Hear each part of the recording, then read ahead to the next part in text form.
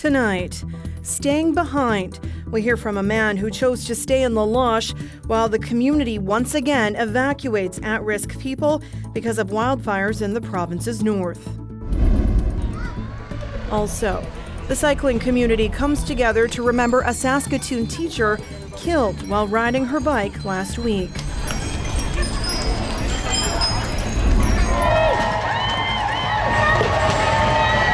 Plus, a Quebec woman is realizing her dreams in para-hockey and making history in Moose Jaw in the process. And I never stopped believing in myself that I could achieve that. This is CBC Saskatchewan News.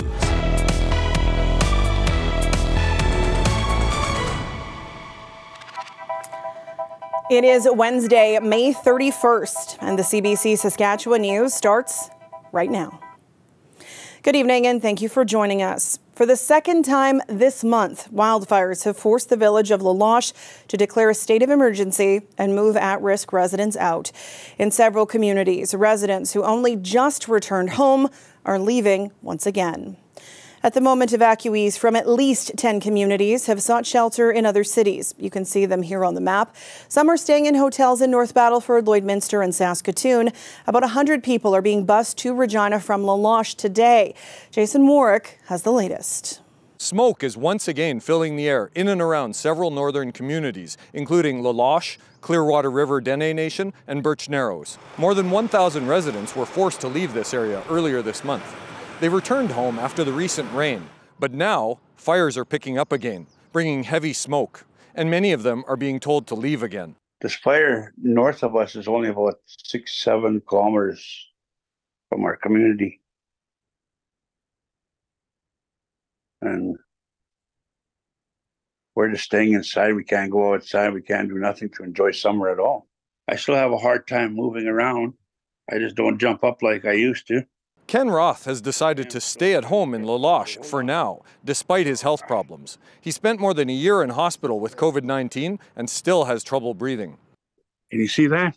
There's a state of emergency and mandatory evacuation order for at-risk individuals. But he says the smoke travels south too, so his plan for now is to stay put and stay inside.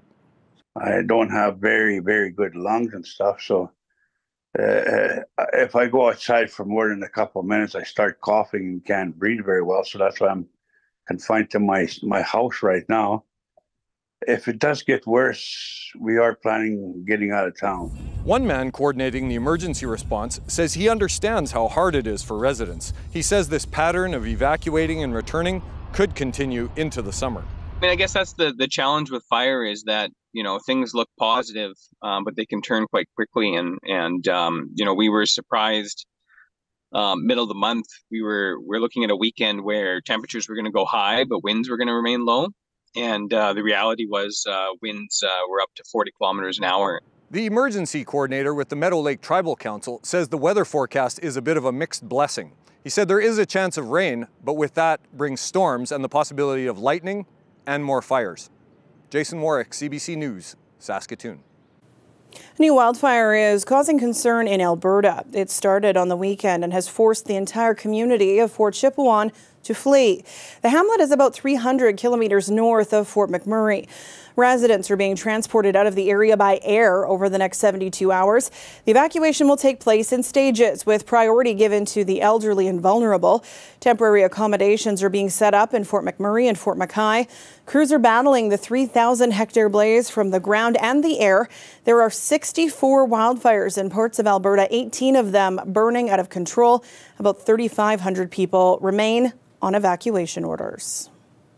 Hundreds of people came together in Saskatoon late this afternoon for a memorial bike ride in honor of Natasha Fox. The woman was killed on her bicycle last week at a busy intersection near the University of Saskatchewan. Kendall Latimer was at the memorial ride. Let's bike safely, let's be mindful, and let's take care of each other. Hundreds of people showed up on campus in memory of Natasha Fox. They hopped on their bikes, riding in honor of the 33-year-old cyclist who was killed 1 week ago in a collision with a cement truck. Fox was a mother of two, a teacher, and an athlete. Her family didn't want to speak to the media today, But her husband previously told CBC News that Fox was a loving partner with a wicked sense of humor who put her heart and soul into everything she did. Good riding, everybody. Today's gathering was also important for the people who never met her, like Shoshana Green. This is not the first time someone in my community has been killed on a bike, and I just felt like I wanted to take some sort of action because of the feeling of powerlessness that I was overwhelmed by, that I assume other members of the community are feeling as well. And the response has been really quite overwhelming. Many are cyclists who feel like the streets aren't safe enough for bikers. It does seem like there's a lot of people here that are cyclists, and I think a lot of people that would like to see some action happen towards cycling, but I think also there's just this sadness that people are sitting with that we're trying to do something with. A message for today's ride: be safe and be seen. The tribute ended with a moment of silence at the intersection where Fox lost her life. An invitation to reflect on the loss and what needs to change. Kendall Latimer, CBC News, Saskatoon. A grassroots organization in Regina is launching its own educational campaign about the dangers of fentanyl. Women of the Dawn want youth in the north central area to know the risk of drugs as overdose deaths climb in Regina. The organization is paying for 2 anti-fentanyl billboards that will go up in the neighborhood this week. They don't realize that just one little pill is going to kill you, or one little speck in your going to kill you. But too many of our people, our young people, are dying, and that's why we have to do something and be proactive in this issue. Data shows the Regina Police Service recorded 55 apparent overdose deaths in the first 4 months of this year. Shy Scales has mourned for 2 older siblings, each of whom overdosed within the past 14 months. She hopes the campaign sparks conversations among youth like her.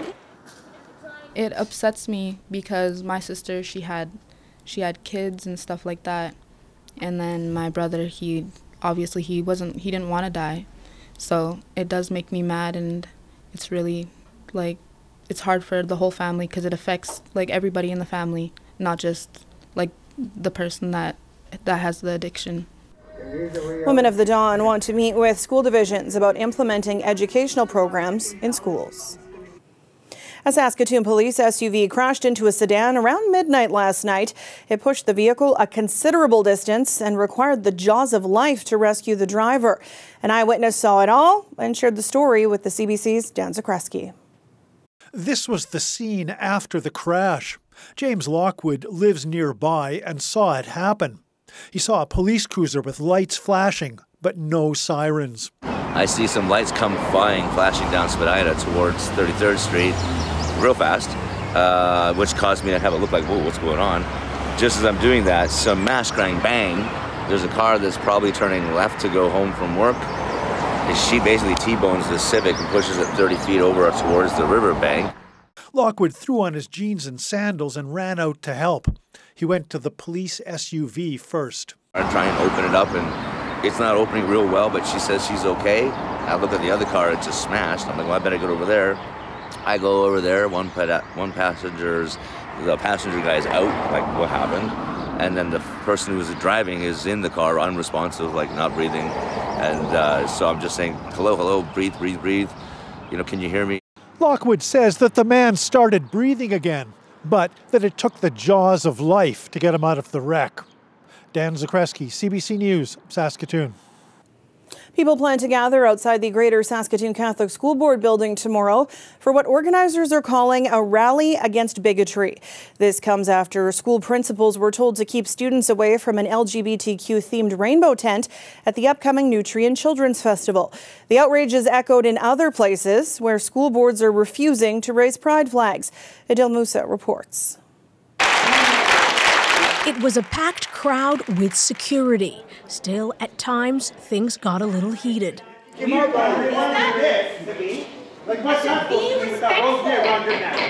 In the end, the York Catholic District School Board voted against flying a pride flag at its head office in June with a vote of 6-4. You can't even fly a piece of cloth. How can students feel safe? It doesn't align with our Catholic values, and that's fundamentally why I voted against it. When the board's chair was pressed further, he had this to say. There's some values that are expressed within the context of the flag in that community that don't align with our faith.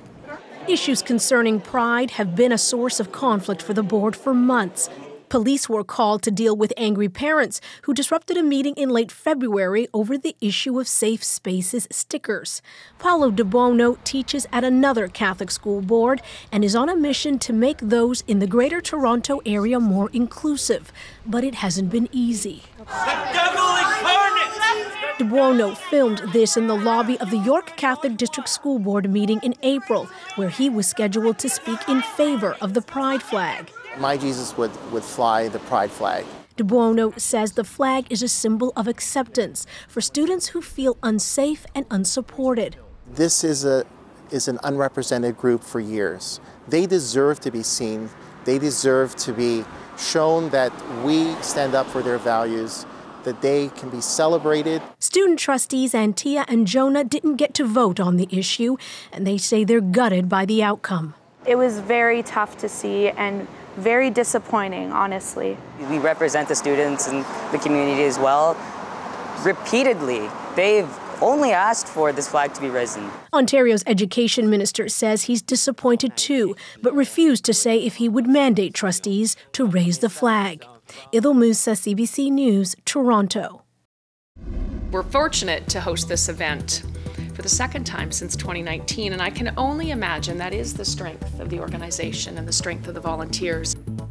Athletes, organizers and officials gathered in Regina today to kick off the countdown to the 2023 Baseball Canada Cup. The tournament will be held in the Queen City from August 9th to 13th. 36 games will be played between Optimus Baseball Park and Curry Field. The Canada Cup features the most elite U17 baseball players from each province, and the tournament attracts a lot of scouts from colleges and Major League Baseball. We'll be back with your forecast after the break. Stay with us.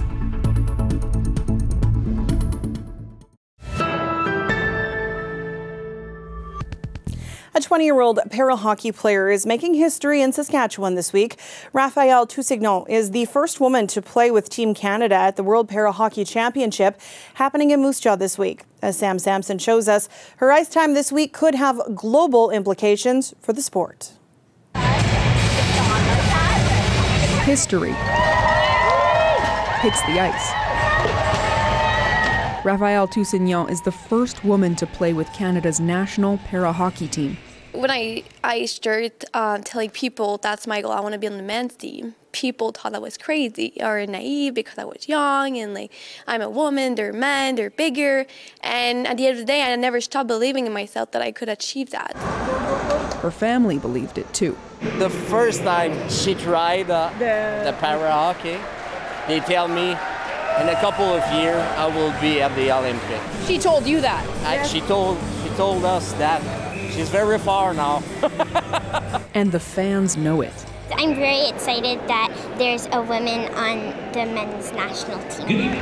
Internationally, para-hockey welcomes men and women athletes on the same team, on paper. I know that our sport is considered mixed, which is kind of, I don't know, because only like 3 women went to the Paralympic Games so far. So it's not very mixed, so that needs to change. There are many people who hope Tousignant's presence at this championship gets these jerseys at a women's tournament in the 2030 Paralympics. But to qualify, there would need to be at least 6 global teams by 2025. Right now, there are 5. So having RAF competing at this event, we really want those other 6 nations at this event to recognize women can play, women can compete. Go back, develop your women. You look at North America, and we've done a great job of really pushing that narrative of equality in sport, and I'm not sure that every other country has taken that same approach, and that's really the challenge right now. Tousignant's focus is on growing the game, but also her own skill set to make the Paralympics in 2026. get faster, stick handling, better shot, like the type of thing that we never stop improving. While Tousignant speeds up her game, her ice time here could speed up equality. Sam Sampson, CBC News, Moose Jaw. The Saskatchewan Roughriders training camp is winding down in Saskatoon. The team had its final full practice today. Head coach Craig Dickinson says compared to last year, the players are getting along better. I haven't had to break up a lot of fights this year. Not that I break them up anyways. I usually say somebody else, go break that up. Dickinson says the players are getting physical, but there's more maturity on this team. The Riders will face the Winnipeg Blue Bombers this Friday in a preseason game, and then 4 more times in the upcoming season. But Dickinson isn't giving the preseason matchup too much weight. No more important than if we were playing someone else. The preseason is designed to evaluate, and we're going to play our guys accordingly. We want to get our ones a little bit of rhythm, then we're getting them out, and then we need to let the 2s and the 3s battle it out so we can make the right choices for our team. You look at all the size of the guys and everybody's bigger, faster, stronger than what you're used to. So just keeping up with that and just keep doing what you do. At the end of the day, you're just kicking a football. So for me, it's just trying to ease my mind and just know I've been doing this for the last however many years. So being able to just go back and know what I can do and just do that. David Sully played for the U of S Huskies and was signed by the Riders last year. He missed his first kick in the preseason game against the BC Lions, and that hurt his confidence. But now he says he's back on track and hoping to stick around. Final roster cuts are expected to be made sometime over the weekend. This weather update is brought to you by Capital GMC Buick Cadillac. Super Sierra and SUV sale is on now.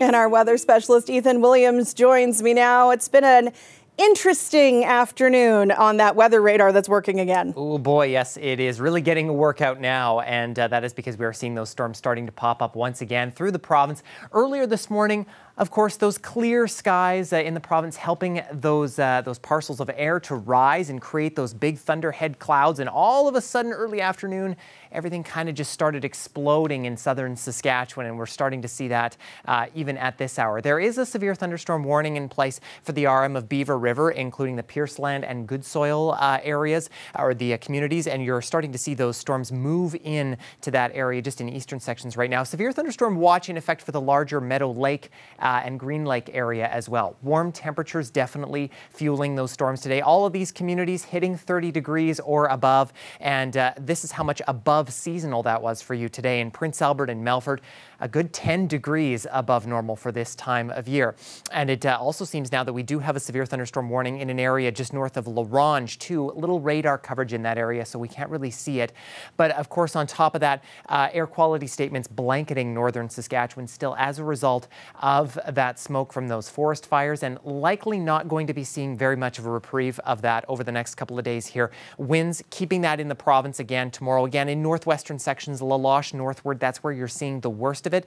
Winds shifting a bit heading into Friday will push that southward, and even portions of southwestern and west central Saskatchewan could start to see some haze or some light smoke start to build in, but still widespread smoke, heavy smoke in northwestern sections. Again, winds picking up a little bit tomorrow in advance of a frontal boundary moving through, and I think these winds are, the gusts at least, are a bit undershot, and as we head into tomorrow, I think we're going to be seeing gusts in that 40 to 50 range, maybe especially in south and central. But then things starting to diminish a bit heading into Friday and into the weekend. Now, in terms of the thunderstorm activity, we should still be seeing that through the evening, but starting to die off, similar to what we've been seeing over these past couple of days. The north, there is a chance of showers tonight and a better chance, I think, tomorrow night. But of course, the caveat is that's likely going to come in the form of thunderstorms. So we'll have to watch for lightning strikes, and it's all going to depend on where those thunderstorms develop. So no real solid rainfall totals can be given for that area. For southern Saskatchewan, that frontal boundary going to be bringing through some severe weather, especially in southern sections tomorrow as we head into tomorrow afternoon and evening. And we could see those storms start to form kind of a line or become more linear as we head through the evening hours. And again, for the north, these are thunderstorms that could be affecting you into Friday morning. But the pattern's starting to change a little bit. Usually we see a ridge or troughs building from west to east, but this one's a little different. It's coming from the east, where we've been seeing that very hot and dry weather in Ontario, and that is going to start impacting us here in Saskatchewan. Heading into next week, bit of a pattern shift, less in the way of thunderstorm development, but still going to be seeing those very warm temperatures sticking around. Look at this, overnight lows close to 20 degrees over the next few days in the Regina area. Severe thunderstorms possible these next couple of days. And Saskatoon, that frontal boundary bringing through some cooler temperatures these next couple of days, but then through the weekend, still going to be very warm. Those humidex values still into the mid-30s. Maybe, as I say, Sam, a bit of a break coming next week, which would be nice for some of us. I feel like that's a really sticky forecast. Yeah, going to need less layers for sure. Thanks, Ethan. You bet. Some Nevada residents discovered a surprise guest sitting in the back seat of their car. Patrol officers attached a rope to the door handle, stood back, and pulled it open. The reluctant passenger hopped out of the vehicle and went on his way. Spring's an active time for bears in the Lake Tahoe region. Authorities urging residents to avoid leaving food waste outside and, of course, in cars. We'll be back after the break.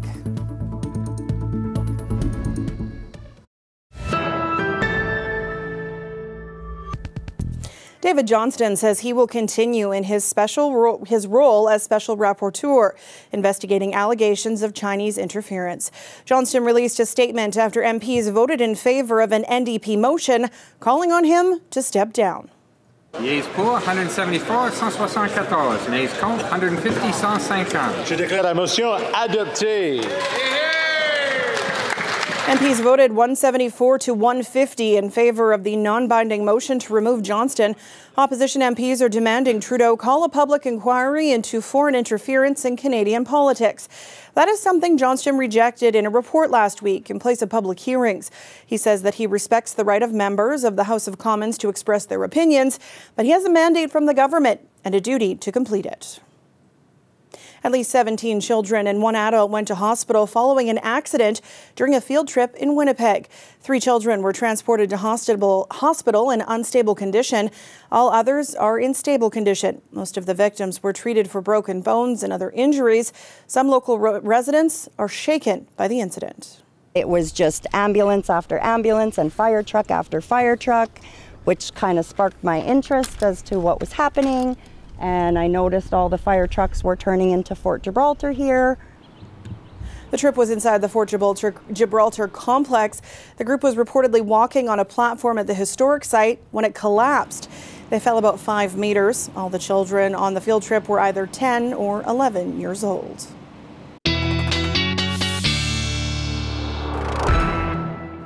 And Ethan is back with one last look at your weather. Air conditioning. Yes, that, and take cover if we get any thunderstorms, because that might be happening quite a bit tomorrow. Regina, we could see a morning round of storms. These are non-severe.